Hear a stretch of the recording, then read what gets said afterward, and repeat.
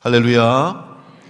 오늘도 주님께서 여러분 가운데 함께 하실 줄로 믿습니다.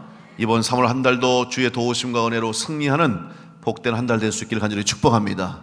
우리 한번 옆 사람과 인사하겠습니다. 3월 한 달도 주님과 동행하며 승리합시다. 인사하겠습니다.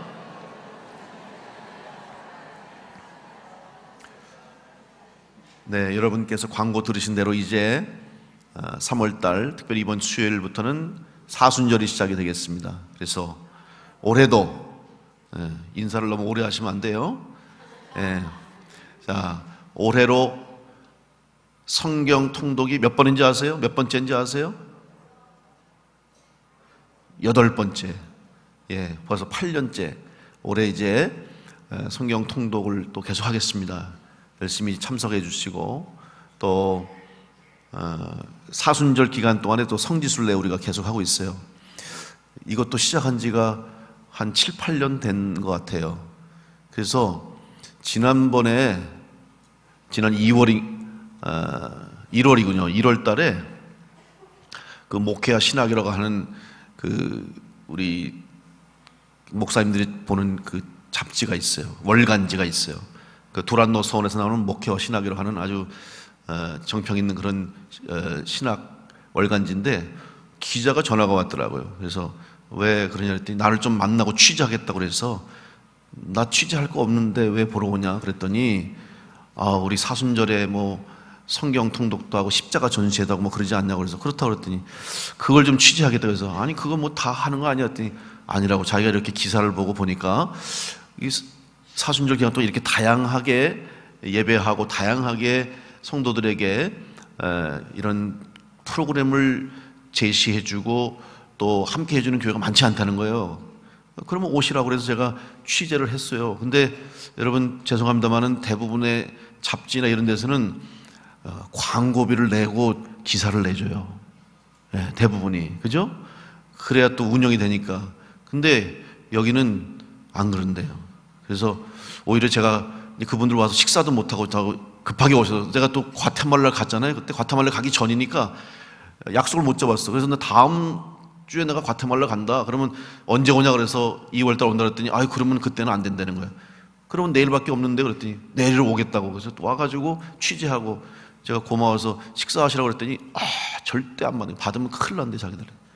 그래서 알았다고. 그리고 그냥 돈 한 푼 안 받고 기사가 났어요. 오늘 3월달 보니까 저희 이제 목회 인터뷰를 해서 우리 교회 이야기, 목회 이야기, 사순절에 십자가 전시회, 성지순례, 성경 통독, 성경 필사, 성금요일 예배, 성회 수요일 예배 이런 것들을 다 해가지고 우리 교회를 소개하고 기사가 났더라고요. 그래서 여러분이 이 사순절 기간 동안에 이런 귀한 일들을 하는 게 여러분 우리 교회뿐만 아니라 여러분 개인적으로 성도들의 여러분의 영적 생활에 큰 도움이 되고 은혜가 되는 줄 믿고 이번 사순절 기간에도 최선을 다해서 은혜 받는 자리에 또 말씀을 통해서 또 신앙의 선배들과 순교자들의 흔적을 쫓는 곳에 함께함으로 인해서 이번 사순절 통해 주시는 큰 은혜 받는 우리 복된 성도들 될 수 있기를 간절히 축복합니다. 오늘은 이제 사순절을 시작하기 앞서서 가장 마지막 주현절의 마지막 주일, 특별히 변화주일로 지키고 있습니다. 사실 변화주일 그러면 우리 개신교에서는 그렇게 큰 의미와 관심을 받지 않는 그런 절기입니다. 그러나 영적으로, 신학적으로, 신앙적으로 상당히 중요한 의미를 가지고 있는 절기라고 할 수 있어요. 왜냐하면 예수님께서 변화산상에 올라가셔서 제자들 앞에서 자기 신의 모습, 변화된 모습, 신령한 모습을 보여주시면서 하나님의 아들로서 이 땅에 오셨음을 증거하고 확인시켜주는 그런 영적인 사건이 바로 변화산 일입니다. 변화산에서 예수님이 변모하셨죠. 환하게 빛나는 광채를 내시면서 하나님의 아들로서의 영광을 드러내 주신 거예요. 따라서 오늘 우리가 이 변화주의를 지키면서 이제 이 땅의 만왕의 왕으로 하나님의 아들로 우리를 위해 이 땅에 오신 예수 그리스도, 십자가를 지시기 위해서 이 땅에 오신 그 주님을 우리가 다시 한번 생각하면서 이 사순절을 시작하기에 앞서서 변화주의를 통해서 오늘 우리가 믿는 그리스도인이 어떻게 이 땅에서 하나님의 자녀답게 그리스도인답게 살아갈 것인가를 생각하는 그런 절기로 삼아야 합니다. 우리는 성경을 읽을 때 여러 가지 궁금증을 가지고 성경을 읽을 때가 있어요. 어떤 사람은 이 의미가 무엇일까? 혹은 이 단어가 무엇일까? 그리고 왜 이런 이야기를 해주셨을까? 여러 가지 의문, 궁금증을 가지고 성경을 읽습니다. 그래서 그러한 것들을 신학적으로 잘 해석하고 또 학문적으로 연구해서 그 내용들을 여러분이 성경 공부를 통해서 말씀을 통해서 배워가면서 깨달아가면서 우리는 신앙의 이제 한 단계 한 단계 성장과 성숙을 이루어가고 있습니다. 그런데 또 하나 성경을 읽을 때 궁금한 것이 있어요. 저는 어려서부터 성경을 이렇게 배워오고 읽으면서 궁금한 것 중에 하나가 성경에 수많은 사람들이 등장하죠. 성경에 수많은 사람들이 인물들이 기록되어 있어요. 그들은 과연 어떻게 생겼을까? 이런 궁금증이 들어요. 여러분은 그런 생각 안 해보셨어요? 한 번도 안 해보셨어요? 어떻게 생겼을까? 여러분 성경에 나오는 인물들이 어떻게 생겼을까? 안 궁금하세요? 궁금해요? 안 궁금해요? 근데 아까는 왜 대답 안 했어요? 꼭 몇 번을 물어야 대답하면.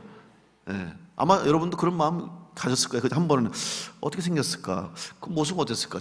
요즘처럼 스마트폰이 있었으면 참 좋았을 텐데, 아니면 사진도 있었으면 좋았을 텐데, 그럼 그때는 그게 없었어요. 그래서 예수님이 만약에 스마트폰이 있었으면 다 찍어서 다 보여주시고 얼마나 좋았을까 아쉬움 남지만 그 성경의 인물들 모습을 봅니다. 생각해 봅니다. 상상해 봐요. 그래서 많은 예술가들이 또 문학가들이 또 화가들이 성경의 내용을 그림으로 혹은 소설로 여러 가지 예술작품으로 승화해서 표현하고 있어요. 그 중에서 많은 화가들이 성경의 인물들을 그리고 또 조각했는데 오늘 바로 모세, 이 모세를 과연 사람들은 어떻게 표현했을까? 우리는 모세 그러면 여러분 누굴 떠오르세요? 저는 어렸을 때 영화 본 영향이 있어서 모세 그러면 찰돈 헤스턴처럼 말이죠. 덩치도 크고 멋있게 그렇게 생긴 분을 상상해요. 근데 실제로 모세를 그린 많은 화가들의 작품들을 보면 거의 유사하게 그 모세의 성향, 성격, 모습들을 성경을 내용을 토대로 해서 자기의 상상력을 또 자기의 신앙과 자기의 고백을 통해서 표현하는 것을 볼 수 있어요. 그 중에 대표적으로 모세를 조각한 위대한 예술가 미켈란젤로가 조각가로 유명하지 않습니까? 특별히 그가 모세상을 조각을 했어요.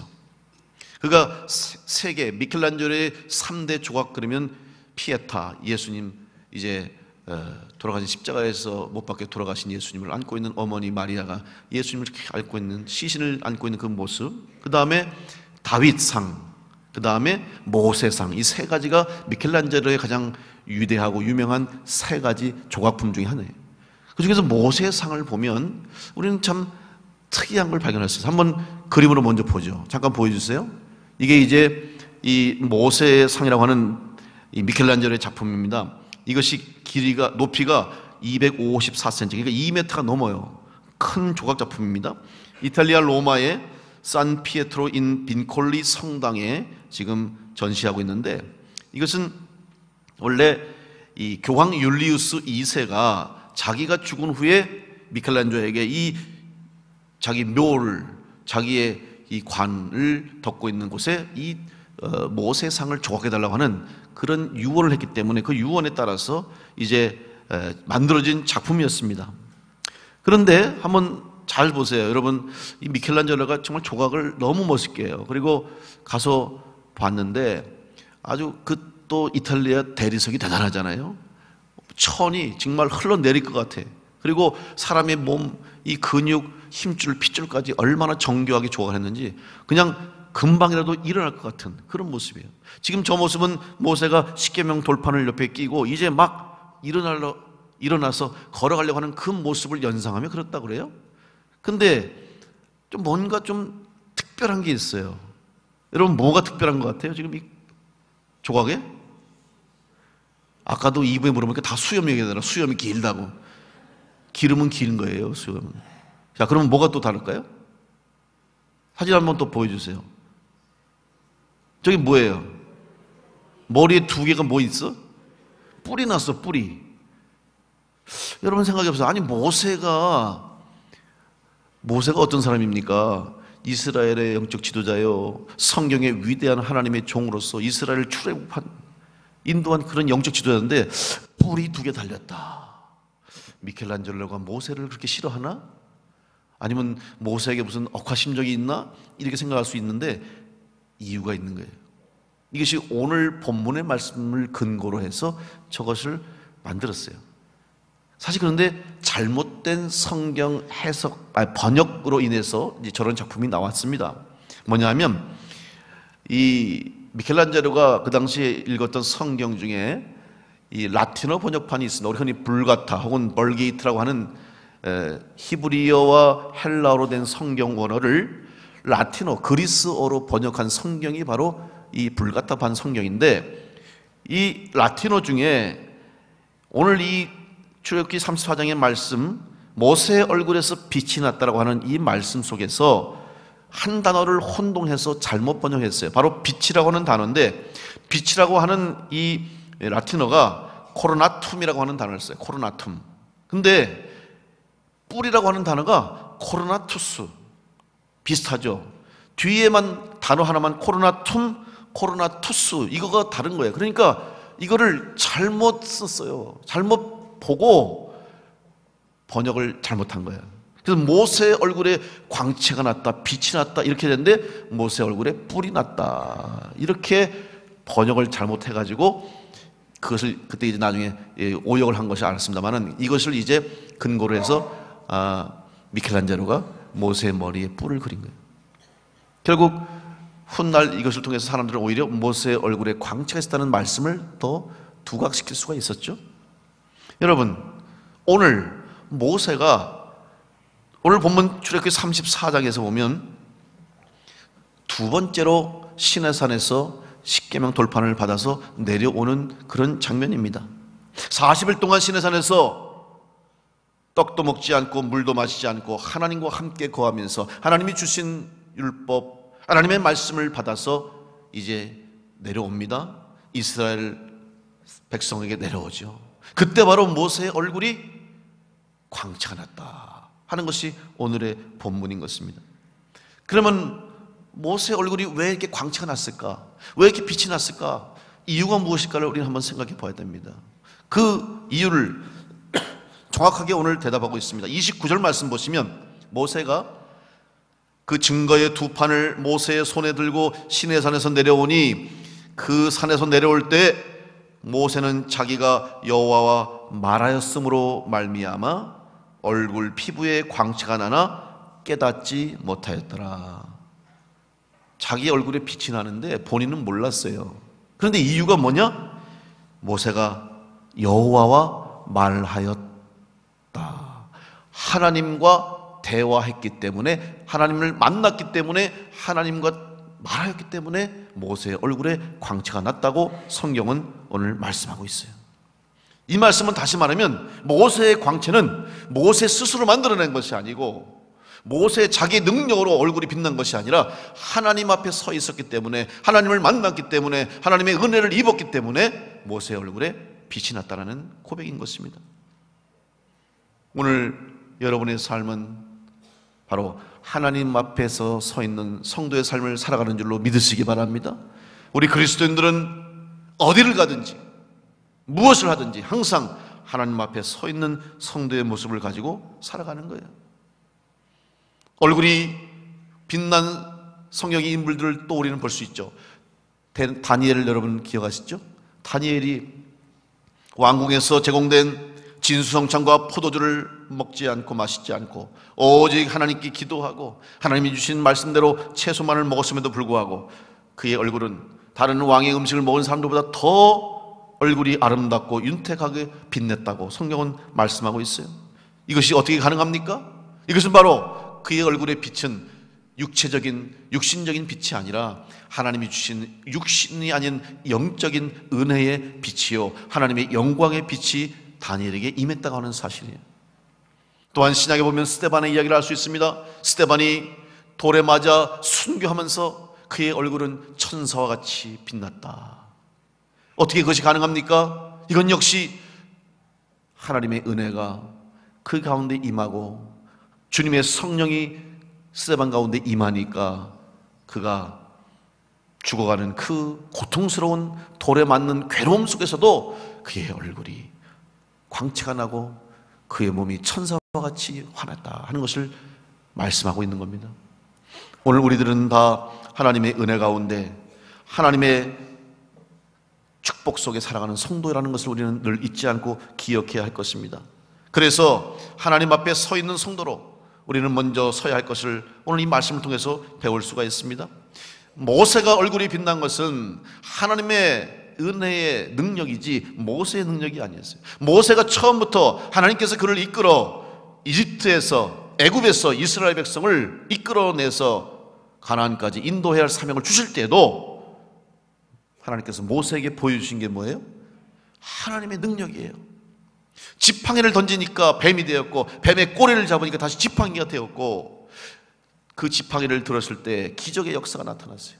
10가지 재앙과 광야에서 반석에서 물을 내고 만나와 메추락을 먹이시고 모든 기적의 역사들을 행할 때 바로 하나님의 능력으로 할 수 있다는 것을 먼저 모세에게 보여주시고 모세를 하나님의 종으로 삼아주신 거예요. 모세는 이것을 누구보다 잘 알고 있었어요. 일생토록 그는 하나님의 능력을 의지해서 그 일을 감당했던 거예요. 바로 하나님 앞에 서 있다는 것 때문에, 하나님 앞에 서 있는 존재로 살아가는 것 때문에 그는 자기의 얼굴이 광채와 같이 빛날 수 있었다.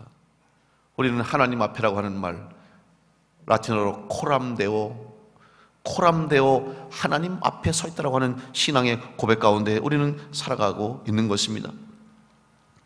이제 출애굽기 32장에 보면 첫 번째 모세가 시내산에서 하나님으로부터 십계명 돌판을 받은 사건이 기록되어 있습니다. 역시 40일 걸려서 하나님이 모세에게 십계명을 허락하시고 하나님의 말씀을 전하시고 이제 모세는 그것을 이스라엘 백성에게 전하기 위해서 내려왔습니다. 그런데 그 와중에 이스라엘 백성들은 모세의 내려옴이 더디고 모세가 빨리 오지 않자 조급해하고 인내하지 못하고 믿지 못하면서 결국은 금송아지를 만들게 되죠. 금송아지 앞에서 그들은 춤추며 우상 앞에 절하고 하나님을 범죄하고 하나님만 배반하는 모습을 보였어요. 이 모습을 본 모세가 얼마나 화가 났던지 그 십계명 돌판을 산하로 내던져서 그냥 깨트려 버렸어요. 그리고 분노하고 화를 냈어요. 얼마나 속상했겠어요. 하나님이 주신 말씀이 지금 어떤 말씀인데, 하나님이 지금 이스라엘 백성 너희들을 향해서 생명의 말씀, 구원의 말씀을 주셨는데 그걸 기다리지 못해서 그 사이에 우상을 만들고 금송아지 앞에서 춤추고 절하는 그 모습 보면서 모세의 심정이 어땠을까? 얼마나 화가 치밀었으면 그 십계명 돌판을 내던졌을까? 그런데 모세는 그걸 참았어야 됐죠. 결국 모세가 던졌던 것은 십계명 돌판인데 어떻게 보면 모세는 이 일로 인해서 후회했을 거예요. 자책했을 거예요. 늘 죄스러운 마음을 가지고 있었을 거예요. 그때 내가 좀 참았어야 되는데, 그때 내가 하나님 앞에 다시 한번 기도했어야 될 텐데 라는 마음을 가졌을 거예요. 이런 모세의 마음을 하나님은 긍휼히 여기시고 특별히 이스라엘 백성들을 향한 모세의 마음과 모세의 중심을 아시고 다시 한번 기회를 주셨어요. 그래서 십계명 두 번째 돌판을 오늘 출애굽기 34장에서 허락해 주신 것입니다. 이 두 번째 돌판을 가지고 내려올 때 하나님께서 모세에게 치유의 은혜를 주셔서 그의 마음도 심령도 치유되었고 그의 얼굴이 이렇게 광채가 나고 빛이 났다라는 사실입니다. 그런데 모세는 자기가 그 얼굴에 자기 얼굴에 빛이 나는 줄 몰랐어요.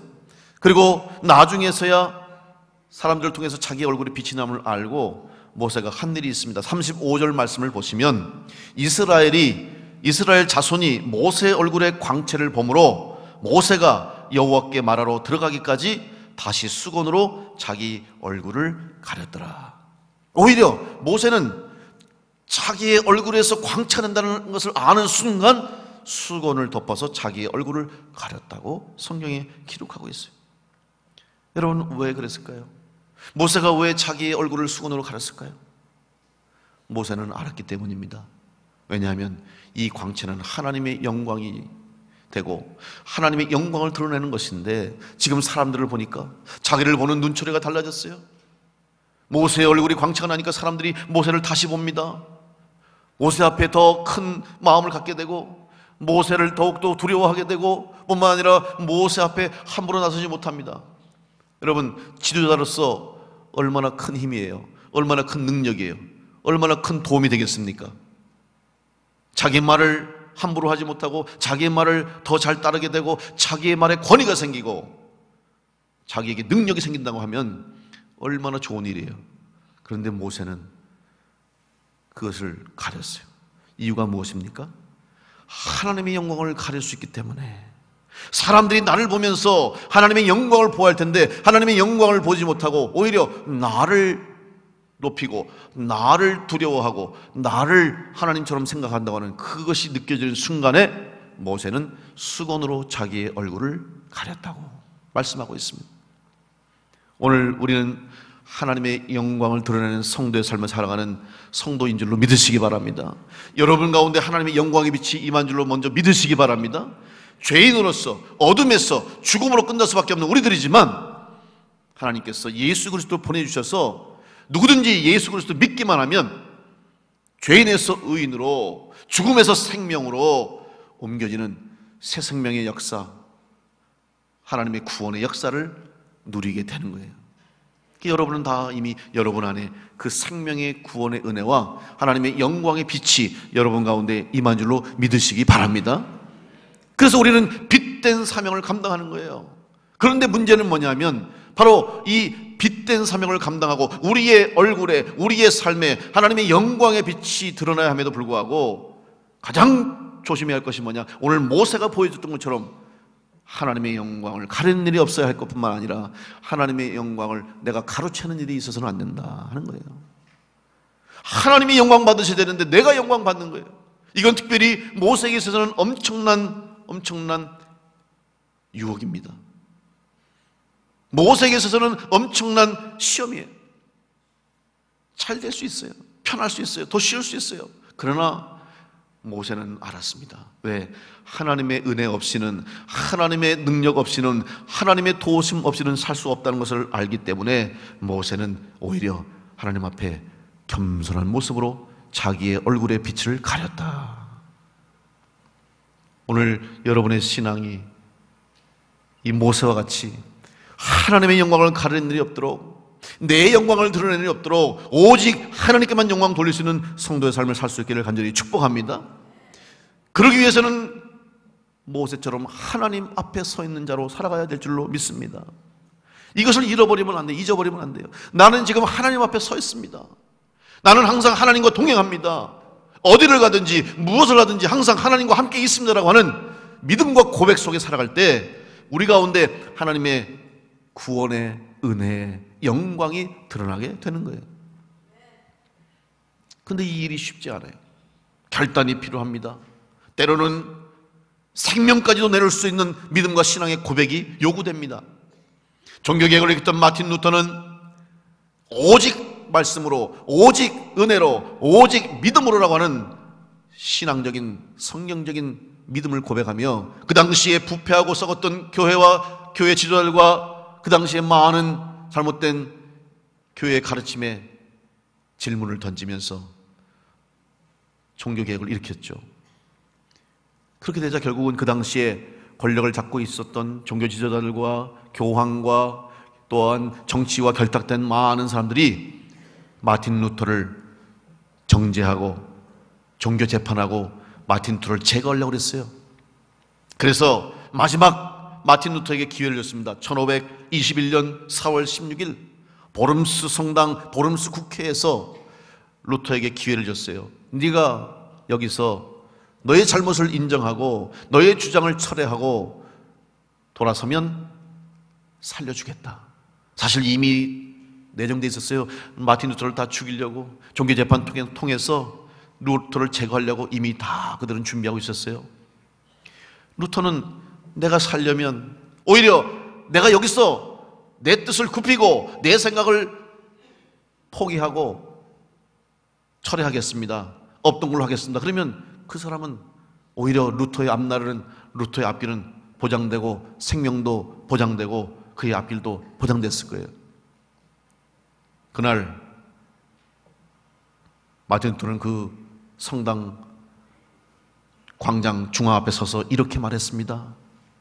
많은 사람들이 모여서 지금 다 루터를 보고 그의 입에서 어떤 말이 나올지를 다 지금 주목하고 있는 그때 루터는 이렇게 외쳤습니다. 하나님, 내가 여기 서 있습니다.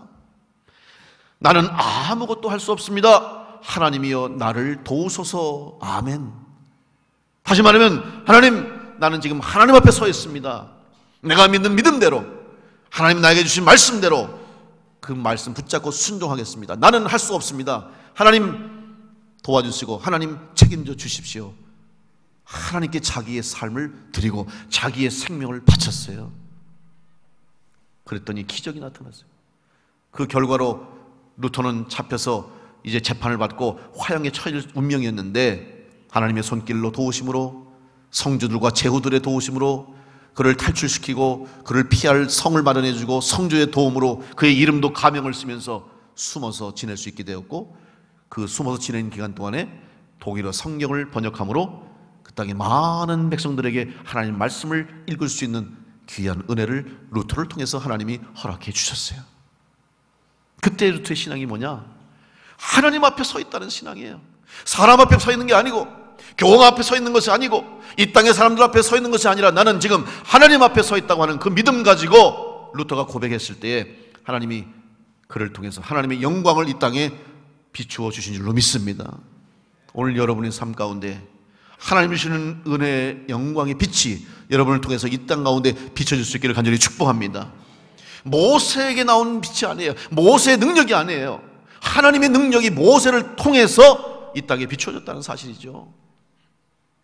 여러분, 마치 거울처럼 거울은 빛을 낼 수가 없어요. 거울 자체는 빛을 발할 수가 없어요. 그런데 그 거울에 빛이 비추어지면 거울이 빛을 반사해서 빛을 비춰주는 것처럼, 렌즈는 빛을 낼 수가 없어요.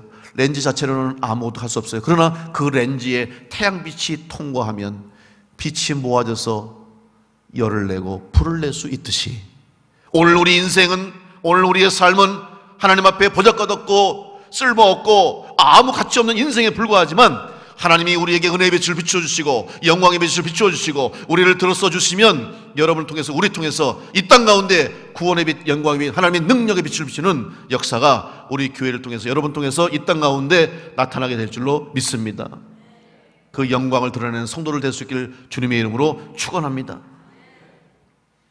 나는 할 수 없지만 하나님은 할 수 있습니다. 왜? 하나님의 은혜의 빛이 나에게 비추었기 때문입니다라고 우리는 고백하지 않을 수가 없는 것입니다. 빌립보서 1장 20절에 사도 바울은 이렇게 고백합니다. 나의 간절한 기대와 소망을 따라 아무 일에든지 부끄러워하지 아니하고 지금도 전과 같이 온전히 담대하여 살든지 죽든지 내 몸에서 그리스도가 존귀하게 되게 하려 하나니. 사도 바울은 다른 소원이 없었어요. 오직 내가 살든지 죽든지 내 안에서 예수님만, 그리스도만 존귀하게 되면 나는 그걸로 만족합니다. 그 믿음과 신앙이 있었기 때문에 사도 바울은 목숨 걸고 가는 곳마다 교회를 세우고 전도하고 성도들을 길러내서 이 땅에 그리스도의 복음을 전파하는 귀한 사도의 사명을 감당했던 것입니다. 여러분, 사도 바울에게만 특별합니까? 모세에게만 특별히 이 빛이 비추었습니까? 성경의 인물들에게만 하나님이 은혜의 빛과 영광의 빛을 주었습니까? 아닙니다. 이 땅 살아가는 모든 사람들 중에 하나님을 아버지로 고백하고 예수 그리스도를 구주로 고백해서 하나님의 자녀가 된 모든 성도들에게는 지금도 동일한 하나님의 구원의 은혜의 빛이, 하나님의 영광의 빛이 우리 성도들 가운데 임한 줄로 믿습니다. 여러분 안에 있는 이 빛을 마음껏 비출 수 있기를 간절히 축복합니다. 하나님의 영광을 드러내는 성도를 될 수 있기를 간절히 축복합니다. 그래서 사도 바울처럼 오직 그리스도만 내 안에서 드러나기를 원한다고 하는 고백을 하는 믿음의 성도들이 될 수 있기를 간절히 축원합니다. 고린도서 3장 7절로 9절 말씀에 돌에 써서 새긴 죽게 하는 율법 조문에 직분도 영광이 있어 이스라엘 자손들은 모세의 얼굴이 없어질 영광 때문에도 그 얼굴을 주목하지 못하였거든. 하물며 영의 직분은 더욱 영광이 있지 아니하겠느냐? 정죄의 직분도 영광이 있은즉 의의 직분은 영광이 더욱 넘치리라. 우리는 다 주님으로부터, 하나님으로부터 영적인 은사를 받고 영적인 능력을 받고 주님 주신 사명을 가지고 살아가는 성도예요. 따라서 여러분이 그 사명과 은사와 능력을 주신 것은 여러분으로 말미암아 하나님의 영광을 드러낼 수 있도록 하시기 위해서 여러분 가운데 이 은혜의 빛이 임한 줄로 믿으시고 하나님의 영광을 위해서 마음껏 빛을 비출 수 있는 믿음의 성도들이 될 수 있기를 간절히 축원합니다. 빛을 비춰야 하는데 그 빛을 비추지 못한다면 지금도 어둠 속에서, 아직도 어두운 곳에서 빛을 기다리는 많은 영혼들이 있어요. 지금도 전 세계에 아직도 많은 곳에서 구원의 손길을 기다리며, 마게도냐 사람들이 손을 흔들며 우리를 도와달라고 했던 것처럼 지금도 구원의 손길을 뻗치고 이 빛을 기다리는 많은 영혼들이 있음을 다시 한번 기억하고, 세계 만방을 향하여서 주님께서 명령하시고 부탁하신 말씀처럼 땅끝까지 이르러 내 증인 되라는 말씀을 붙잡고 이 구원의 빛, 영광의 빛, 은혜의 빛, 생명의 빛을 비추는 우리 교회와 성도들 될 수 있기를 간절히 축복합니다. 그러기 위해서는 여러분 하나님 앞에 서 있는, 오늘 모세가 하나님 앞에 서 있었기 때문에 그의 얼굴에 광채가 났듯이 여러분이 하나님 앞에 서 있는 성도의 삶을 살아갈 때 하나님이 여러분을 통해서 큰 영광의 빛을 비추어 주실 줄로 믿습니다. 하나님 앞에 서 있는 것이 어려워요. 이제 사순절이 시작되는데 여러분 시험이 이때 찾아옵니다. 이번엔 내가 한번 사순절 기간 동안 성경을 읽고, 이번엔 내가 사순절 기간 동안에 성경을 쓰고 기도하고 더 주님 말씀 묵상하고 영적 생활에 최선을 다하려고 했는데 이때 시험이 와요. 갑자기 없던 일이 생기고, 갑자기 어려운 일이 생기고, 힘든 일이 생기고, 몸이 아프고, 시험에 들고, 걱정이 되고, 염려가 되는 일을 통해서 하나님 앞에 나가서는 막는 거예요. 여러분 이게 누가 하는 일인 줄 아세요? 마귀가 하는 일이고 사탄이 하는 일이에요. 왜냐하면 마귀와 사탄은 가장 그 마귀와 사탄의 목적이 뭔지 아십니까? 여러분을 하나님으로부터 멀어지게 하는 게 그들의 목적이에요. 왜냐하면 하나님으로부터 가까워지면 가까워질수록 여러분 통해서 하나님의 영광의 빛이 드러나기 때문에 그걸 막는 일이 바로 마귀의 일이에요. 사탄의 일이에요.